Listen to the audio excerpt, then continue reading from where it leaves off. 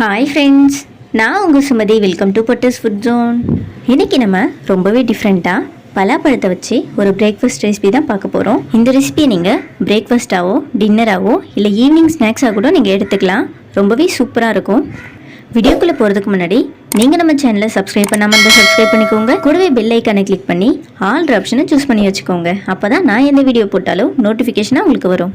இந்த ரெசிபி பண்ணுறதுக்கு நல்லா பழுத்த பலாப்பழத்தை 8லேருந்து 10 எடுத்துக்கலாம். உள்ளே இருக்க கொட்டையை நம்ம யூஸ் பண்ண போகிறதில்ல, இதை எடுத்து வெளியே வச்சிடலாம். எல்லா பழத்துலேயும் இதே போல் கொட்டையை ரிமூவ் பண்ணிவிட்டு சதப்பகுதியை மட்டும் நம்ம எடுத்துக்கலாம்.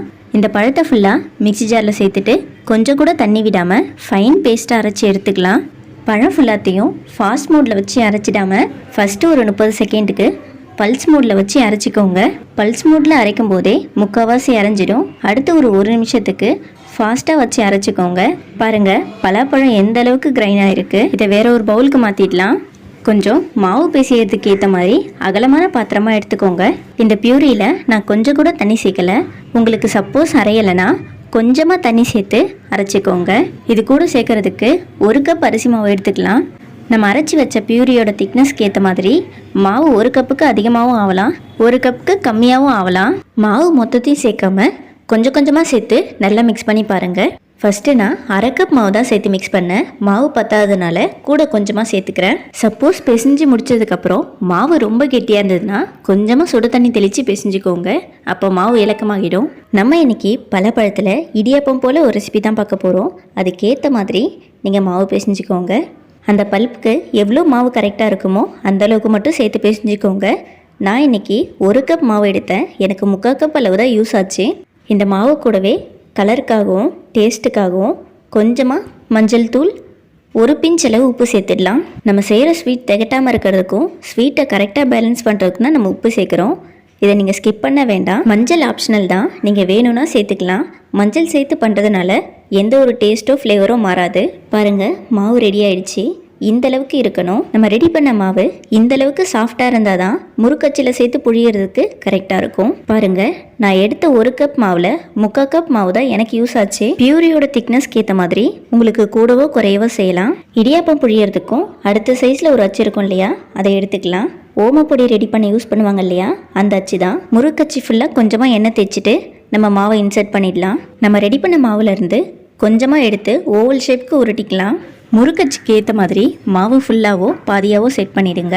நான் ஃபஸ்ட் டைம் எடுத்த மாவு முறுக்கச்சிக்கு ரொம்ப கம்மியாக இருந்ததுனால நான் செகண்ட் டைம் மாவு சேர்த்துருக்கேன். இப்போ நம்ம முறுக்கச்சை க்ளோஸ் பண்ணிவிட்டு இடியாப்பம் புழிய ஆரம்பிச்சிடலாம். க்ளோஸ் பண்ணுறதுக்கு முன்னாடி அந்த மூடியிலையும் ஸ்ப்ரிங்லேயும் கொஞ்சமாக எண்ணெய் தேய்ச்சிக்கோங்க. நான் இன்றைக்கி இதை வேக வைக்கிறதுக்கு மினி இட்லி தட்டு எடுத்திருக்கேன். அது ஃபுல்லாக எண்ணெய் தேய்ச்சிடலாம். எண்ணெய் தேய்க்காமல் புழிஞ்சிட்டிங்கன்னா எடுக்க கொஞ்சம் கஷ்டமாக இருக்கும். அதனால் இட்லி தட்டு ஃபுல்லாக எண்ணெய் தேய்ச்சிட்டு முறுக்கு புழிய ஆரம்பிச்சிடலாம். நீங்கள் மாவு எந்தளவுக்கு சாஃப்டாக பிசைறீங்களோ புழியறதுக்கு அந்தளவுக்கு ஈஸியாக இருக்கும். இதே போல் மீதி இருக்க மாவு ஃபுல்லாக நம்ம புழிஞ்சி எடுத்துக்கலாம். எல்லா இட்லி தட்டுலேயும் மறக்காமல் எண்ணெய் தேய்ச்சிடுங்க. அப்போ தான் எடுக்கும்போது ஒட்டாமல் வரும். இதுக்கு பதிலாக உங்ககிட்ட இடியாப்ப தட்டு இருந்தாலும் அதுலேயும் நீங்கள் புழிஞ்சிக்கலாம். அடியில் இருக்க கொத்து மட்டும் விட்டுட்டு மீதி எல்லா கொத்துலேயும் இதே போல் இடியாப்பம் புழிஞ்சிக்கிட்டேன். இதை ரெடி பண்ணும்போதே இட்லி பாத்திரத்தில் தண்ணி வச்சு நல்லா கொதிக்க வச்சுடுங்க. அப்போ தான் கரெக்டாக சீக்கிரமாக வெந்து வரும். நான் ஆல்ரெடி தண்ணி கொதிக்க வச்சுட்டேன். இப்போ இதை உள்ளே வச்சிடலாம்.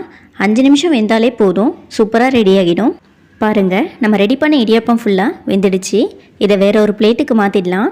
ஹீட் கொஞ்சம் குறைஞ்சதும் அதுவே ஆட்டோமேட்டிக்காக ரிமூவ் ஆகிடும். பாருங்கள், எந்தளவுக்கு சூப்பராக இருக்குது. இது கூட நம்ம தேங்காய் பாலோ குருமாவோ எதுவும் சேர்க்க வேண்டாம். இதை நீங்கள் நார்மலாக சாப்பிட்டாலே அவ்வளோ டேஸ்ட்டாக இருக்கும். இதுக்கு மேலே சேர்க்கறதுக்கு நான் கொஞ்சமாக நட்ஸ் துருவி வச்சுருக்கேன். இதை சேர்த்துடலாம். இது ஃபுல் அண்ட் ஃபுல் ஆப்ஷனல் தான், நீங்கள் விருப்பப்பட்டால் சேர்த்துக்கோங்க. நட்ஸுக்கு பதிலாக நீங்கள் தேங்காய் துருவல் கூட சேர்த்துக்கலாம். அதுவுமே ரொம்ப டேஸ்ட்டாக இருக்கும். இது ரொம்ப ஸ்வீட்டாக இருக்கிறதுனால நான் சர்க்கரை சேர்க்கலை. சப்போஸ் உங்களுக்கு சர்க்கரை பத்தலைன்னா கொஞ்சமாக மேலே தூவி சர்வ் பண்ணுங்கள். இதை நீங்கள் மார்னிங் பிரேக்ஃபாஸ்ட்டாக எடுத்துக்கலாம். உடம்புக்கு ரொம்பவே ஹெல்த்தி. அதே போல் குழந்தைங்கள்லாம் ரொம்பவே விரும்பி சாப்பிடுவாங்க. இந்த வீடியோ உங்களுக்கு பிடிச்சிருந்தா மறக்காமல் லைக் பட்டனை கிளிக் பண்ணிவிட்டு உங்கள் ஃப்ரெண்ட்ஸ் அண்ட் ஃபேமிலிக்கு இந்த வீடியோ ஷேர் பண்ணி விடுங்க. இதே போல் டிஃப்ரெண்ட்டான ரெசிபிஸ்லாம் வேணும்னா மறக்காமல் நம்ம சேனலை சப்ஸ்கிரைப் பண்ணி வச்சுக்கோங்க. கூடவே பெல் ஐக்கானை கிளிக் பண்ணி வச்சுக்கோங்க. நாளைக்கு உங்களை மீட் பண்ணுறேன். பாய்.